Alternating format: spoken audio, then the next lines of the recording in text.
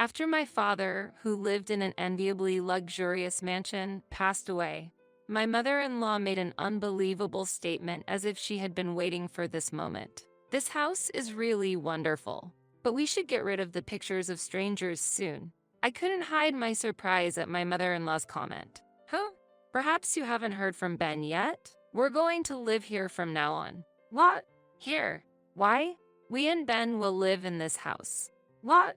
When I looked at my husband in a hurry, he was smiling sarcastically.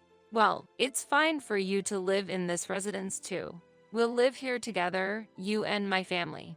You're the only daughter of the owner of this house, your father, so it's only natural that you'll inherit it, right? I've been looking forward to this moment for a long time. From now on, you'll take care of my father in this luxurious place. Faced with such an absurd demand, I even lost the will to resist. Fine, do whatever you want with this house. If you want to live here, please do. While my husband laughed loudly, my daughter quietly spoke. But Mom, didn't Grandpa say he wanted this mansion to be demolished after he passed away? Yes, but if your dad and his parents want to live here, that's fine, no? My daughter said with a cold gaze at her father. That's right. Enjoy it while you can. I, Kathy, am 58 years old. I always visit my hometown on weekends. In my hometown, time passes slowly as usual. The only view from the window of my parents' home is the endlessly vast sea. This residence is located on the coastline, creating the illusion that it is directly connected to the sea. My father, sitting in a chair by the window, quietly muttered with the sunset behind him. This might be the last time I see this scenery. My father, who is over 80 years old, has weakened and struggles even while standing up. He aged rapidly after losing my mother 3 years ago. Until recently, he was immersed in sorrow, but now, realizing his end is near, he seems somewhat at peace. He was hospitalized for a long time due to an illness, but now he's back home. Recently, with the support of home care, he's been managing to live alone at home. I can only visit on weekends because of my job. It might be time to go to a care facility, but I want to stay here. Kathy, I'm sorry for the trouble. It's okay. This place is important to you and Mom. Remember how we always went to the seaside as a family? We enjoyed barbecues in the garden too. That's really nostalgic. This summer, we should all gather here again. I hesitated and middled my words. When summer comes, I'll probably be with Mom, my father said with a slightly sad smile. I promise to visit again next week and headed home. The place I currently live in is an old 3-room apartment in a housing complex. Whenever I leave my hometown, I feel oppressed by the cluttered and narrow space in my apartment. It's mostly filled with my husband's belongings, which are more like long-abandoned unnecessary items. But touching them would only provoke his anger. When will dinner be ready? My husband asked, glued to the TV, sipping his beer. Did you go to your father's house again? It's strange for a woman nearing 60 to be so devoted to her father every week. I'm worried about my dad's health. Is that wrong? Don't make excuses. But I guess I can understand why you go to that house. My husband smirked and indicated he agreed. Then Ben, you should also visit sometimes. You owe it to him. Dad doesn't have much time left. There's no fun in going there. It's not like the old days when he'd welcome us with plenty of drinks. My presence won't extend your father's life, but if I were into surfing, it would have been valuable as a holiday house where I could stay for free. That mansion is truly magnificent. My husband, clearly not the surfing type, laughed while lying down. Even such a sarcastic husband always spoke highly of my family home. There's no doubt that it was a magnificent mansion. I didn't particularly notice it growing up, but as an adult, I came to realize the luxury of my childhood home. The third-floor living room, bathed in light, was spacious enough for children to play chase. My parents, who were very sociable, had a total of 5 rooms on the first and second floors, often hosting friends. As a child, I had many happy memories from sleepovers with friends. My parents were always cheerful and welcoming to everyone. But now, it's okay. I'll just visit with Abby sometimes. Do you not think that inconveniences me? Planning to leave me with nothing but cold leftovers? If you must visit your folks, I lead out. Just give me $100 for the meal. My whole body suddenly became hot. Staying any longer with my husband, I feared I might blurt out angry words, so I quietly escaped to the bathroom. Washing my face roughly, I tried to mask my rage. But looking at the mirror, I was shocked to see my reflection. I looked older than I had imagined. I work full-time during the week and spend weekends visiting my father. But I'm busy with household chores even then. My daughter, Abby, is in high school and doesn't require much attention. But it seems my fatigue has been accumulating without my notice. At what point will this lifestyle end? I thought, with my husband's face flashing across my mind. It looked like he was the main source of my exhaustion. At that moment, my cell phone in my pocket began to ring. It was my mother-in-law, persistent by nature, calling repeatedly until I answered. Despite having a bad feeling, I pressed the answer button. Hello, Kathy? I heard that you have been leaving Ben behind to visit your hometown frequently. Who's taking care of Ben while you're away? She accused without pause. You have always neglected Abby when working, and now you're neglecting your husband too? What a terrible wife. My husband must have shared his grievances with her. To him, his mother was an unwavering supporter. I'm sorry, but my father has been unwell, so I'm dedicating my weekends to caring for him. If he's unwell, he should be in a facility or hospital. But that would be a financial burden. But then again, it'd be problematic if he died alone in that house. Sigh, having one's life unnecessarily prolonged is also troublesome. She probably knows that my father's time is limited. Yet, such remarks filled me with disdain beyond anger.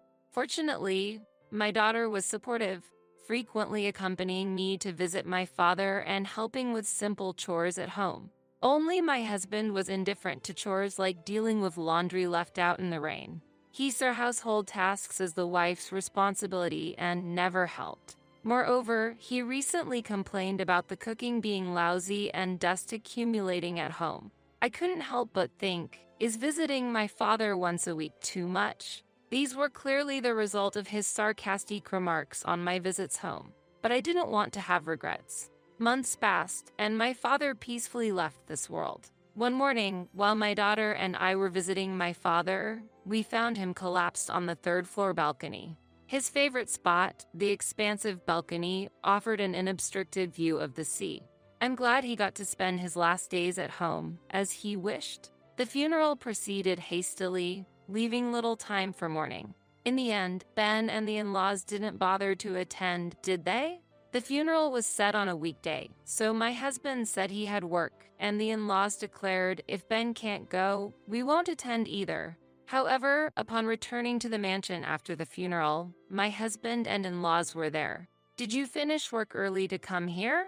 If you were quicker, you might have been able to send off my father. I'm not interested in that. What? Then why are you here? My husband confidently sat down onto the sofa in the living room. The in-laws, who hadn't visited in a long time, meticulously inspected the house, even turning picture frames on the shelves face down. This house is really wonderful, but we should get rid of the pictures of strangers soon. I couldn't hide my astonishment at my mother-in-law's comment. Huh? Perhaps you haven't heard from Ben yet? We're going to live here from now on. What? Here? Why? We and Ben will live in this house. What? When I looked at my husband in a hurry, he was smiling sarcastically. They were trying to take over my family home. Hey, don't look at me like I'm the enemy. I'm not trying to take anything from you. What do you mean? Well, it's fine for you to live in this residence too. We'll live here together, you and my family. You're the only daughter of the owner of this house, your father, so it's only natural that you'll inherit it, right? I've been looking forward to this moment for a long time. From now on, you'll take care of my father in this luxurious place. His demand was absurd. Struggling to find words, my father-in-law spoke as if it were obvious. I heard that you have been taking care of your father every weekend.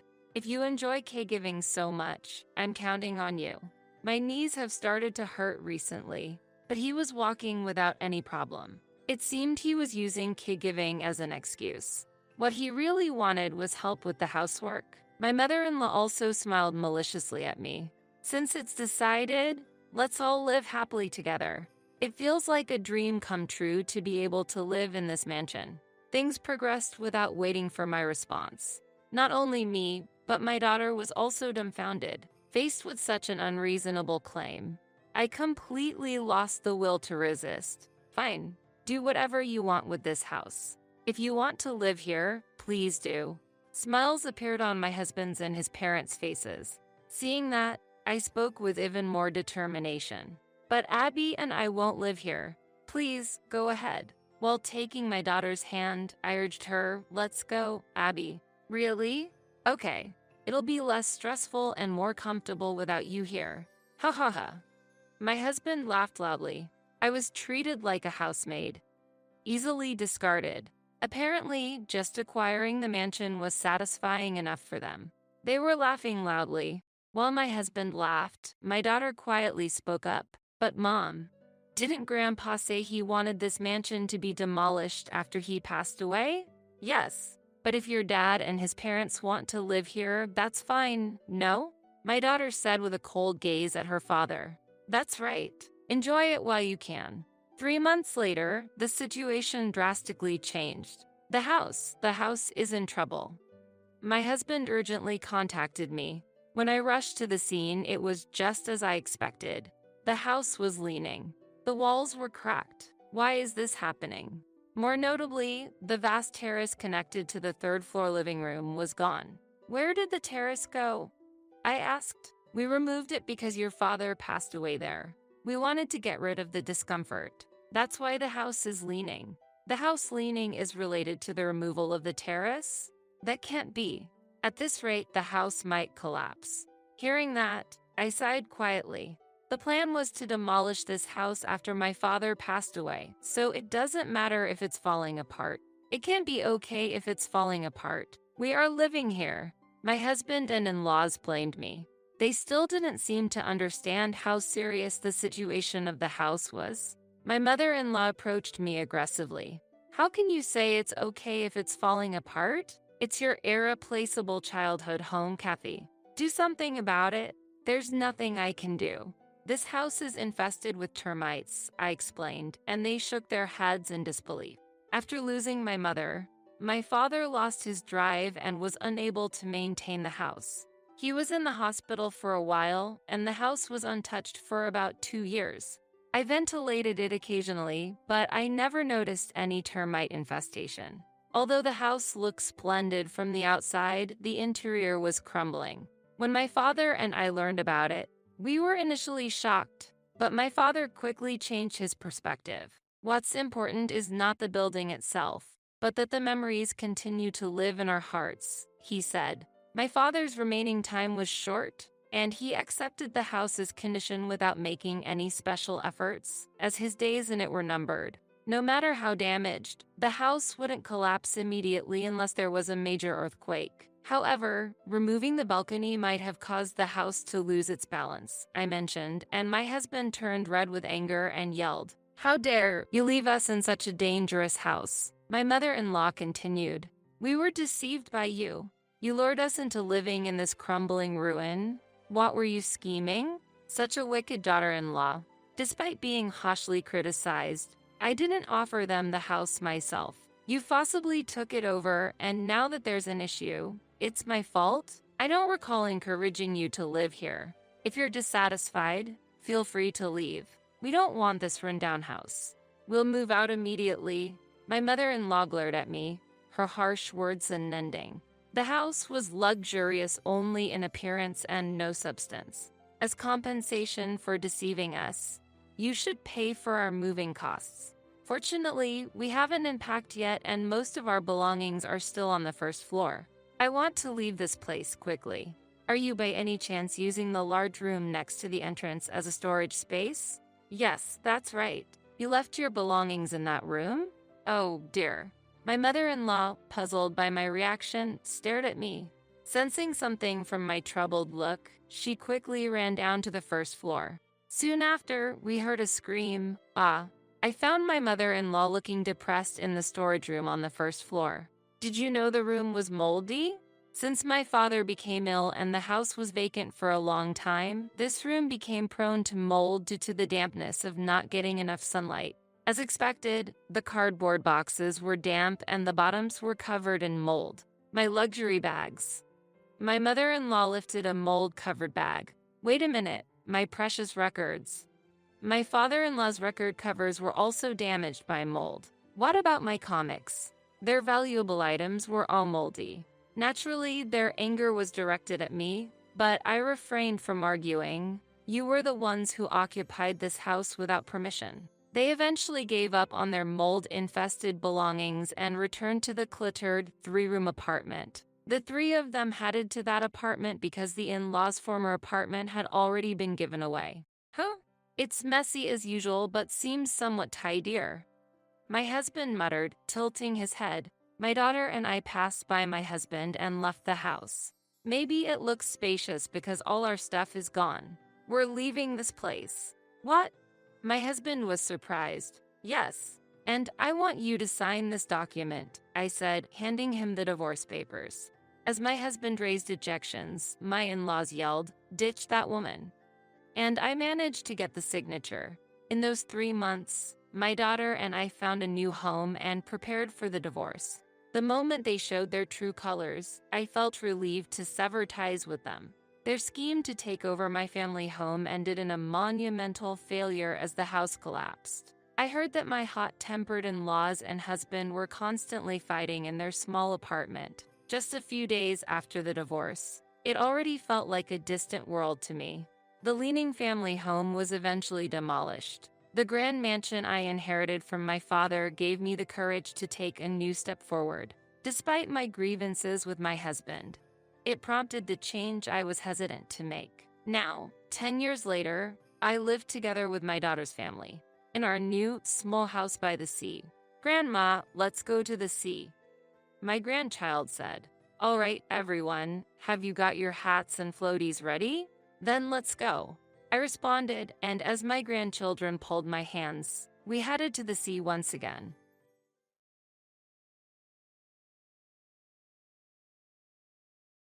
I've sold this house to my parents. Let's get a divorce. I don't need you anymore. Phil pointed at me, urging me to leave the house quickly. After that, he continued to throw insulting words at me. My in-laws joined in, laughing along. However, I remained undisturbed by such comments and calmly accepted the need to leave. I had a plan. After quickly preparing my belongings, I left the house. Those three still didn't understand the true hardship that was about to unfold. My name is Rachel Wagner.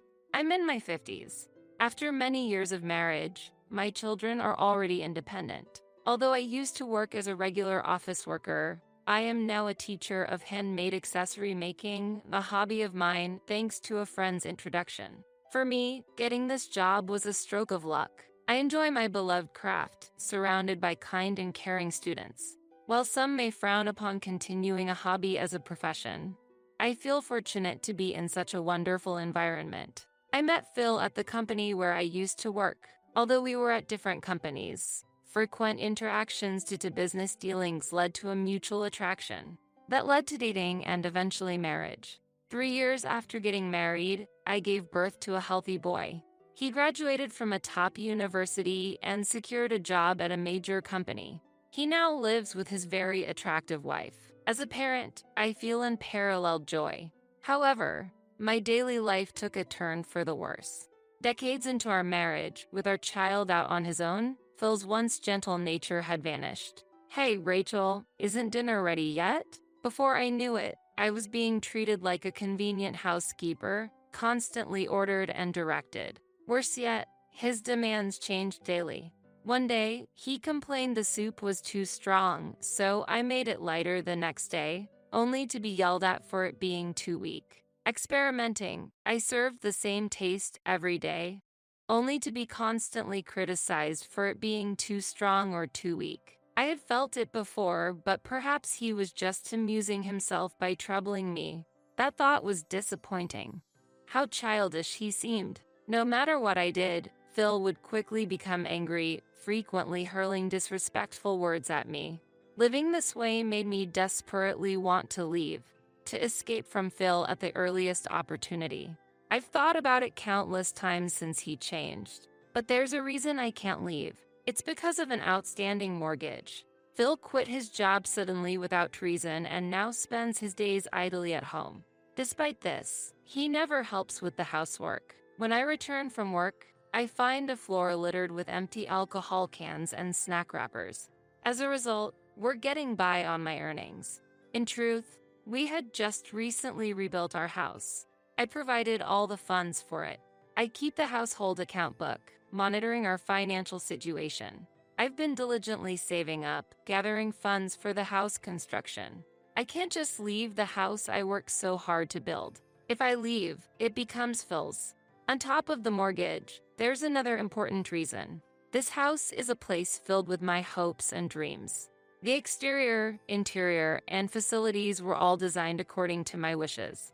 What I particularly like is the spaciousness of the kitchen.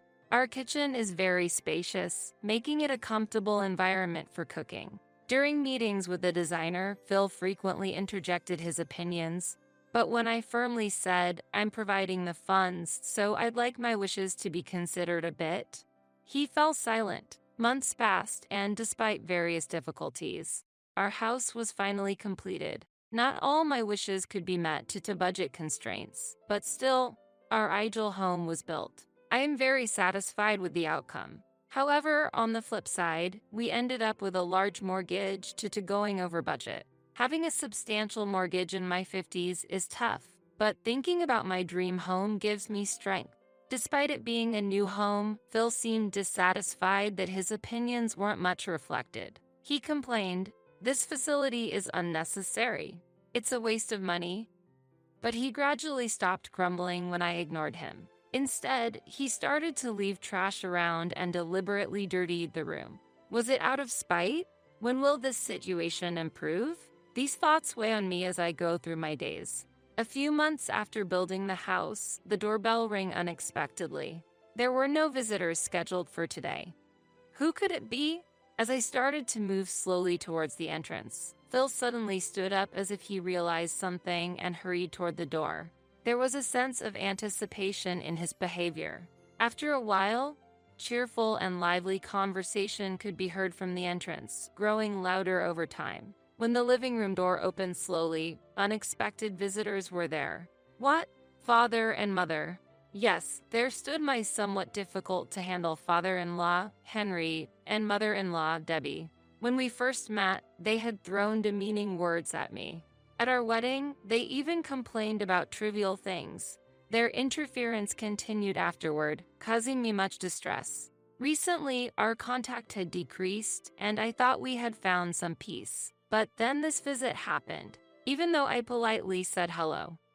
They passed by as if I was air, deliberately bumping into my shoulder. "Look, isn't this house wonderful? I want you to see various things here." Phil eagerly spoke. "What a nice house. How happy one must be living in such a lovely place. The kitchen is so spacious and functional," exclaimed my mother-in-law. "Indeed, it's enviable. I can see why you two would be comfortable here," praised my father-in-law. Phil showed them around the house, explaining features that piqued their interest. When they returned to the living room, there was a satisfied smile on my in-laws' faces. However, in contrast to the cheerful atmosphere, Phil scolded me loudly. "Hey, aren't the coffee and snacks ready yet? How can you make my parents wait?" Rushed by his angry voice, I hurried to prepare the coffee and snacks. But since there was no prior notice of the visit, I had to serve whatever snacks I had on hand. This made them upset. What kind of joke is this when your husband's parents are visiting? Really, always a petty woman. They expressed their dissatisfaction but finished all the coffee and snacks provided.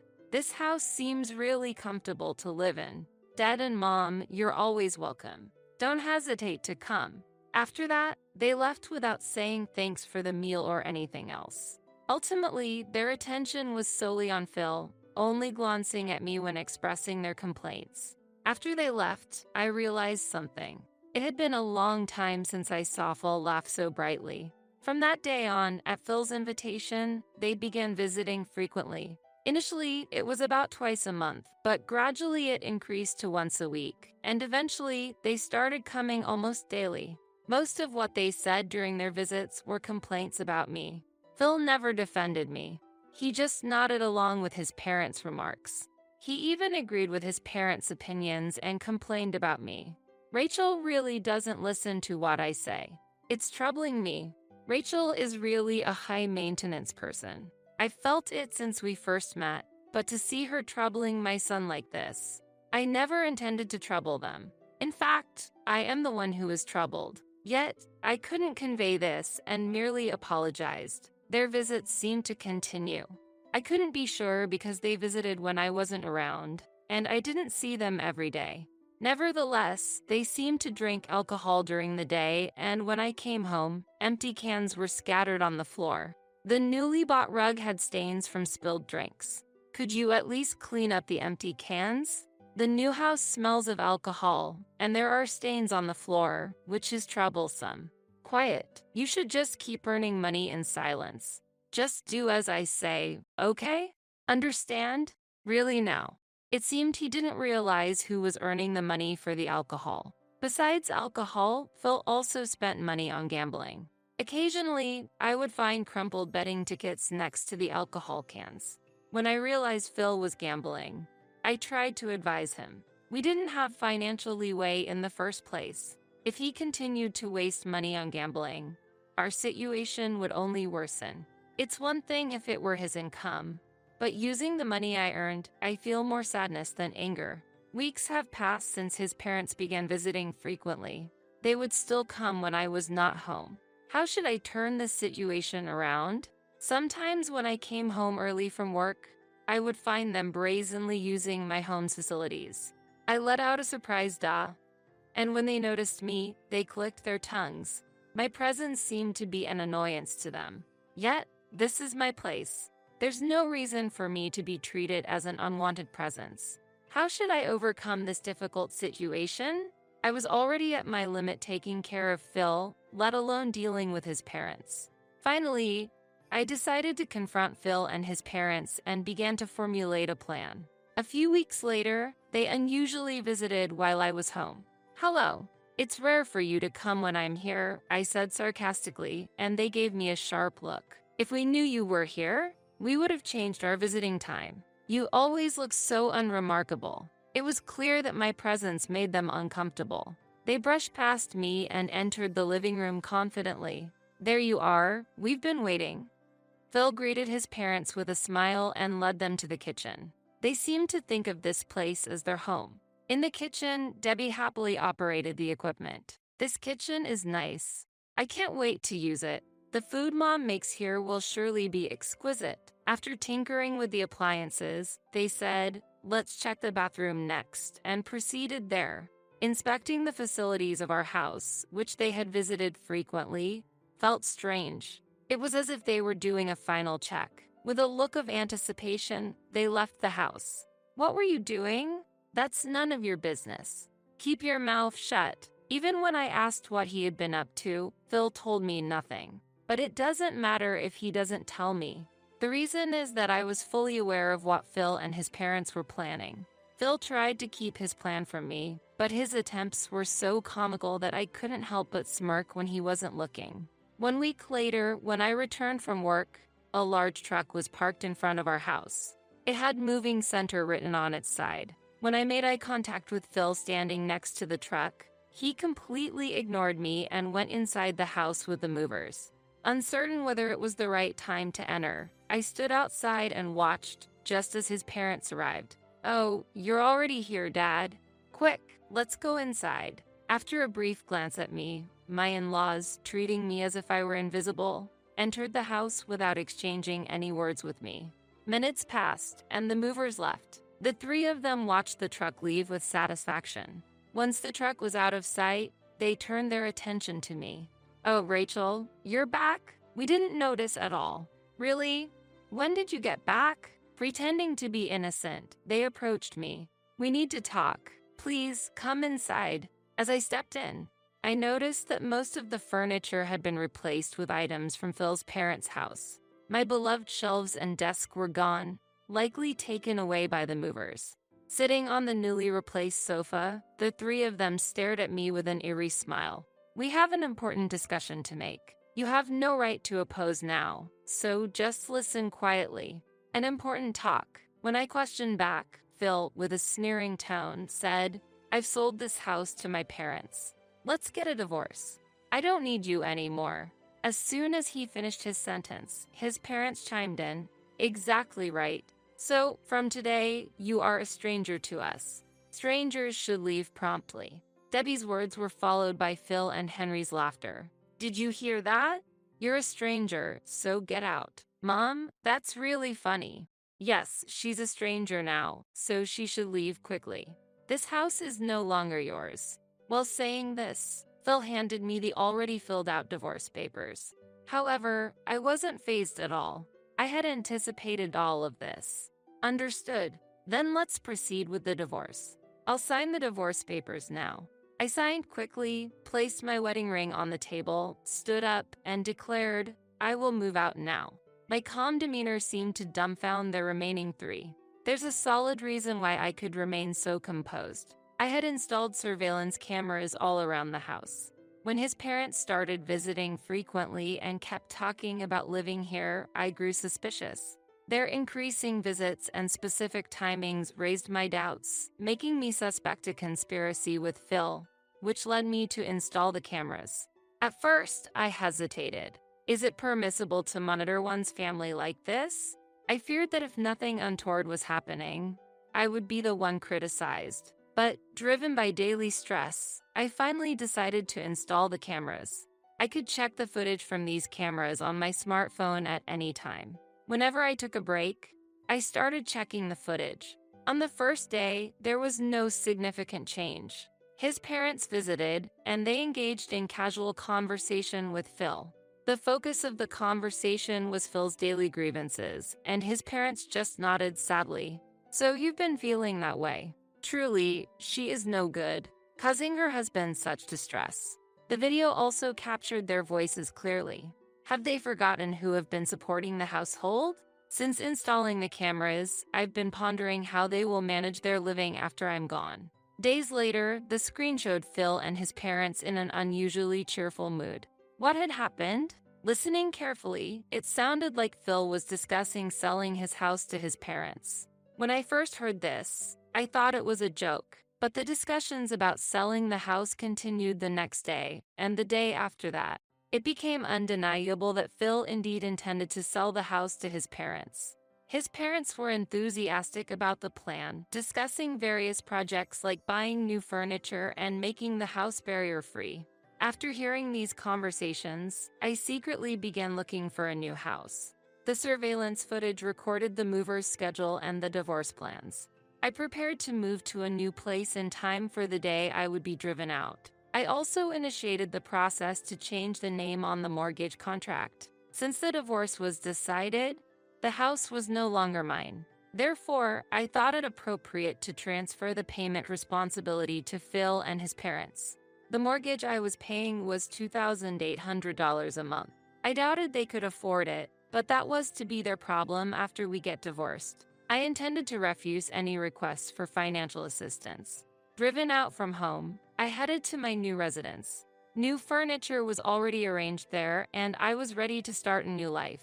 Exhausted, I collapsed into bed and fell into a deep sleep. Luckily, the next day was a holiday. Relieved to have started a new life away from Phil, I slept longer than usual and woke up past noon. I couldn't recall the last time I slept so soundly since getting married. I was hungry but still felt sleepy. Just as I considered sleeping a bit more, the doorbell rang. When I responded, I saw an enraged Phil and his parents. "What? Why are they here?" I didn't recall sharing this address. How did they find this place? Without giving me time to wonder, they barged in. Then, they suddenly produced a document. What's this? A notice for changing the mortgage name? Yes, that's right. I no longer live in that house, and effectively, we are strangers. Even so, right after I moved, they received the notice for the mortgage name change. They seemed shocked by the amount. "We have no income right now. How can we pay $2,800 a month?" That's right. Our pension isn't that much. They pleaded as if it was all my fault. Beside them, Phil nodded as if agreeing. No matter how much they blamed me, the situation wouldn't change. Maybe the house was a bit luxurious, but it's true that we went over the budget. But who was it that neglected to seek information and lazed around every day? Moreover, they themselves were trying to forcefully acquire a house that belonged to someone else. Had they known the actual amount of the mortgage, they probably would have reconsidered. While I remained silent, Phil, visibly angry, crumpled the document and approached me. Just so you know, I have no intention of paying such an amount. Leaving those words behind, he threw the document onto the floor. His parents remained silent about the situation, seemingly unaware of what non-payment of the mortgage would entail. I hadn't expected adults to lack such basic knowledge. You're free to choose not to pay, but do you understand the consequences? You'll end up having to pay it anyway, won't you? They seemed to misunderstand that I would ultimately be responsible for the payment. So, I elaborated on the specific consequences of not paying the mortgage. In fact, if you don't pay, late fees will be added. That means you'll need to spend more than $2,800 each month. Do you understand? Is that some kind of joke? Unbelievable. You're the ones who are misunderstanding. Why don't you check the details yourself? After that, Henry encouraged Phil to verify, and Debbie showed a similar response.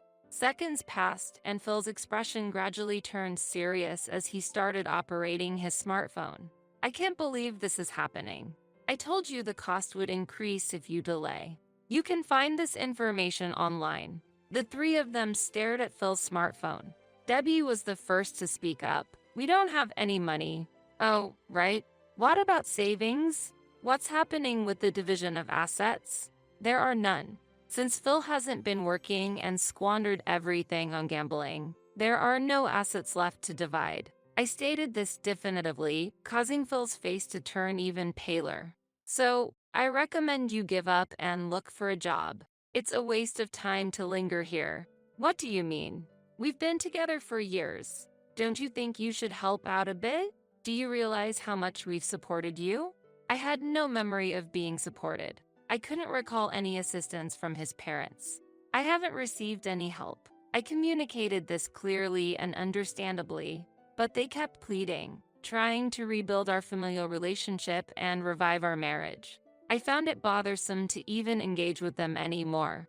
I forced the noisy trio outside and called the police, reporting that there were loud people outside. I treated their complaints as if it was someone else's problem. Indeed, in reality, they were now strangers. As a result, they were taken away by the police for causing a disturbance outside my house. After the police inquiry, they decided they couldn't afford the mortgage for economic reasons and moved to a small apartment out of town. I heard they finally understood the importance of working and were striving to find jobs, though unsuccessfully. Phil, however, managed to find a part-time job and was barely supporting the two of them with his modest income. As for me, I'm busy with work, but started a blog about my handmade crafts, which has doubled my income. The blog has received a lot of positive feedback, and I've been getting more requests to teach at handcraft workshops. Now, I prioritize living an independent life over marriage. During this time, I found the household ledger from when I was living a frugal life. The memories. I felt a wave of nostalgia. Those challenging days are now a valuable experience. I vowed to seize happiness with my own hands and put the ledger away.